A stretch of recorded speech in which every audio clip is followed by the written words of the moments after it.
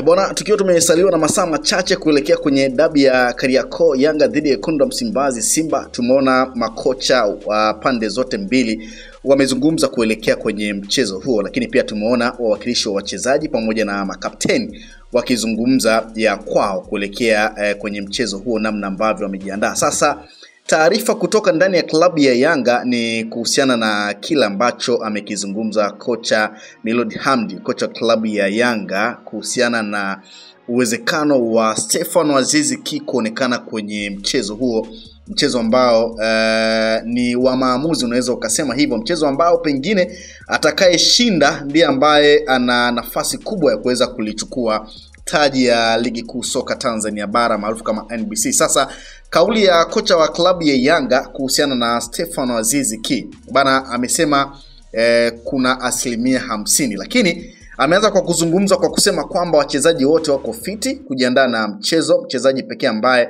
ina wasiwasi naye ni Aziz Ki ambaye alipata shida ya mgongo. Siwezi kusema kama atakuwepo ama hata kuwepo, bado ni 50-50. Nafikiri mpaka kesho nitakuwa na majibu sahihi. Hii sio dabi yangu ya kwanza, nimewahi kucheza dabi ambayo ilikuwa na mashabiki takriban 120,000. Siwezi kuwa na pressure, isipokuwa tu na heshimu wapinzani wangu, nasubiri tu mchezo mzuri na wa kuvutia, mashabiki waje kupata burudani, wasiwe pia wasije na pressure. Ni kauli ya kocha Miloud Hamdi, kocha wa klabu ya Yanga kuelekea kwenye mchezo huo dhidi ya Wekundu wa Msimbazi Simba. Lakini hakuishia hapo, pia akaendelea kuzungumza kwamba ni matumaini yangu kuwa kesho tutafanya vizuri. Tumefanya maandalizi makubwa ya kutosha kuhimili pressure ya dabi. Hatuna wasiwasi na maandalizi yetu, kilichobaki ni kwenda kufanya kazi. Kila ambacho tumeandaa kwenye uwanja wa mazoezi, tunaheshimu sana wapinzani wetu, lakini lazima ukweli uwekwe wazi kuwa sisi ni timu bora. Natarajia kuona mchezo wa kimbinu sana. Timu zote zina nguvu, timu zote zina dhamira ya kushinda mchezo unaokuja. Nadhani mchezo utakuwa wazi sana, kwani kila timu inajiamini. Tunatarajia kuona mchezo ambao kila mtu atapambana kwa kila namna. Niseme tu sisi tupo tayari na tuko imara kwa mchezo huo. Hiyo pia ni kauli ya kocha Miloud Hamdi, kocha wa klabu ya Yanga. Lakini kubwa zaidi ni hii kauli ambayo ameizungumza kwamba Stefano Aziz Ki ni 50-50 kuonekana. Na tunafahamu kwamba Stefano Aziz Ki alionekana kuumia mara baada ya mchezo dhidi ya Pamba, mchezo ambao Yanga waliibuka na ushindi wa goli 3-0, na Stefano Aziz Ki akiwa ni mmoja kati ya wachezaji ambao waliweza kufunga magoli mawili. Tunafahamu kiwango, tunafahamu namna ambavyo Stefano Aziz Ki amekuwa akisaidia Yanga kwenye michezo mikubwa, hususan ya Simba na Yanga. Ni mmoja kati ya wachezaji ambao wameendelea kuchungwa sana na kwenye hizi mechi kubwa. Tunafahamu pia hata kwa upande wa Wekundu wa Msimbazi Simba, ukizungumza pengine ni nani ambaye wanamhofia zaidi kwa upande wa watani wao Yanga, ni Stefano Aziz Ki, mmoja kati ya wachezaji ambao ameendelea kuwa mwiba mkali sana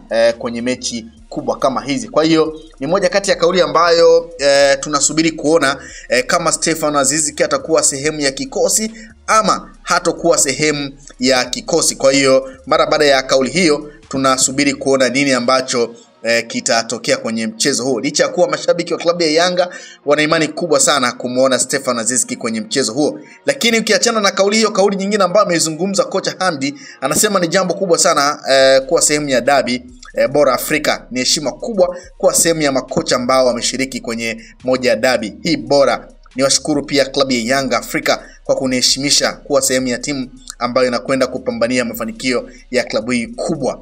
Hiyo pia ni kauli ya kocha. Kauli hiyo ya kocha kwa upande wa Dickson Job ambaye ni captain wa klabu ya Yanga, tumeona pia kile ambacho amekizungumza kuelekea kwenye mchezo huu ambao Yanga ndio wenyeji kwenye dabi hiyo. Yeye anasema wachezaji wote tuko tayari kwa ajili ya mchezo. Tunafahamu umuhimu wa alama 3 za mchezo wa kesho, hivyo tumejiandaa vilivyo. Tunachoamini mchezo utakuwa mgumu. Tunafahamu wana wachezaji wazuri, hivyo tunapaswa kuchukua tahadhari ya kutosha na kuwa makini. Wachezaji ni kama wanajeshi, muda wote tunapaswa kubadilika kutokana na mazingira. Wamekuja makocha kadhaa na tumefanikiwa kubadilika kimbinu kulingana na mahitaji yao. Uzuri, tuna wachezaji wazuri sana ambao wanaweza kupokea maelekezo ya mwalimu yoyote na kuyafanyia kazi bila shaka yoyote. Hiyo ni kauli ya captain wa klabu ya Yanga ama nahodha wa klabu ya Yanga Dickson Job kuelekea kwenye mchezo huo. Lakini kwa upande wa wekundu wa Msimbazi Simba bwana, tunafahamu kwamba mchezo uliopita Che Malone pamoja na Pimpini Kamara hawakuwa sehemu ya mchezo, lakini taarifa ambayo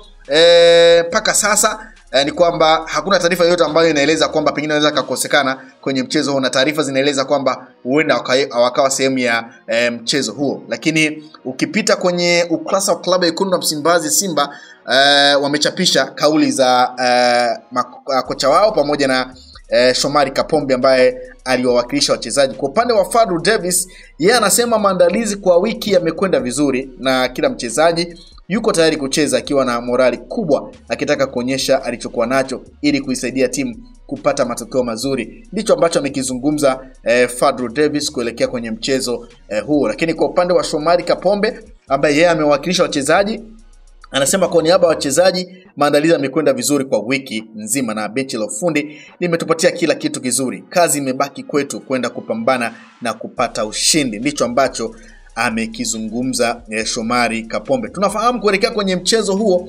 ukiutazama msimamo wa ligi kuu soka Tanzania bara, bado Yanga wameendelea kukwea kileleni wakiwa na pointi 58, wakiwa wana mchezo mbele dhidi ya wekundu wa Msimbazi Simba. Na ukitazama msimamo unavyosema ni kwamba Yanga wana pointi 58 michezo 22, Simba pointi 54 michezo 21. Kwa hiyo unaona kwamba kwenye mchezo wa kesho, kama matokeo yote kama Yanga watashinda, maana yake watakuwa na gap la alama 4 kwa wekundu wa Msimbazi Simba, kama Simba pia watacheza mchezo wao ili walingane na Yanga. Kwa hiyo Yanga atakuwa amempiga gap la alama 4, lakini kama Simba atashinda mchezo wa hiyo kesho dhidi ya Yanga na akaja akashinda mchezo mwingine ili kulingana michezo, basi Simba atakuwa anampiga gap ya alama 2. Na ndio maana ukipita kwenye mitandao huko, baadhi ya wachambuzi wanazungumza kwamba huu mchezo ni moja kati ya michezo ambayo kama kuna mmoja atapoteza,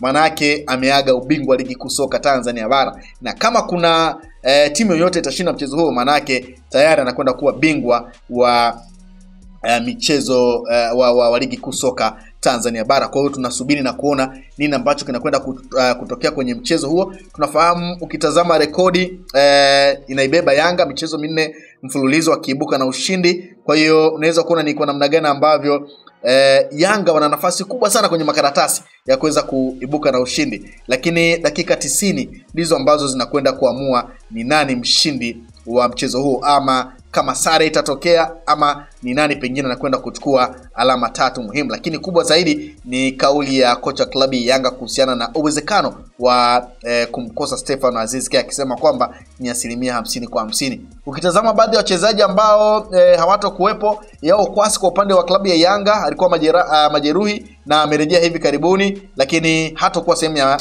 mchezo. Lakini wachezaji wengine wako timamu kwa ajili ya mchezo huo. Kwa upande wa klabu ya wekundu wa Msimbazi Simba, unaambiwa kikosi chote kiko tayari kwa ajili ya mchezo huo, licha ya kuwa kumekuwa kuna maswali mengi sana kwamba mara baada ya kukosekana kwa Che Malone pamoja na Pimpini Kamara kwenye mchezo uliopita, pengine watakuwa sehemu ya mchezo.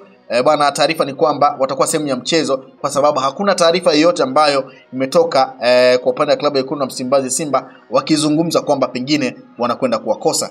Usisahau kusubscribe, like na kubonyeza alama ya kengele.